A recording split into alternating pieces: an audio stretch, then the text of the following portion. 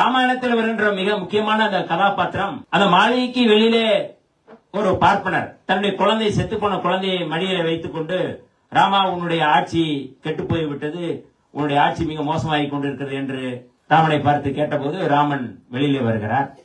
என்ன ஆட்சி என்று கேட்கிறார்கள். கேட்கும் பொழுது உன்னுடைய ஆட்சி மிக மோசமாக போய் கொண்டிருக்கின்றது, குலம் தர்மம் மாதிரி வேலைகள் நடந்து கொண்டிருக்கிறது, தர்மம் மாதிரி மிக மோசமான செயல்கள் எல்லாம் செய்து கொண்டிருக்கிறார்கள் என்று சொன்ன பொழுது என்ன நடக்கிறது என்று கேட்கிறார்.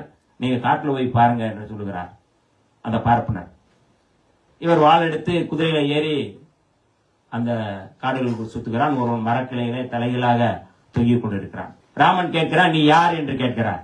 நீ என்ன செய்து கொண்டிருக்கிறாய் என்றால், நான் தவம் செய்து கொண்டிருக்கிறேன் என்று சொல்கிறான். உன்னுடைய பெயர் என்ன என்றால் சம்புகன்.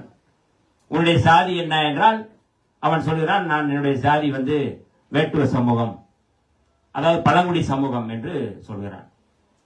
ராமன் கீழ் சாதிக்காரனாக நீ எப்படி ஜாதி மாதிரி எப்படி இந்த தர்மத்தை செய்ய முடியும்? அந்தந்த சாதிக்கென்று ஒரு தர்மம் இருக்கின்றது, நீ ஜாதி மாதிரி இந்த தர்மத்தை எப்படி செய்ய முடியும் என்று சொல்லி வாள் எடுத்து அவனுடைய தலையை வெட்டி படுகொலை செய்கிறான். அந்த ரத்தம் அந்த குழந்தைக்கு தெரித்த பிறகு அந்த குழந்தை உயிர்ப்பித்ததாக அந்த கதையிலே சொல்லப்படுகின்றது. சாதி மாறி திருமணம் செய்தாலோ அல்லது சாதி மாறி இந்த மாதிரி தவம் செய்தாலோ படுகொலை செய்ய வேண்டும் என்று ராமாயணத்தில் சொல்லப்பட்டிருக்கின்றது. The Chennai Silks and Aha Oho Adi Sale 50% வரை தள்ளுபடி.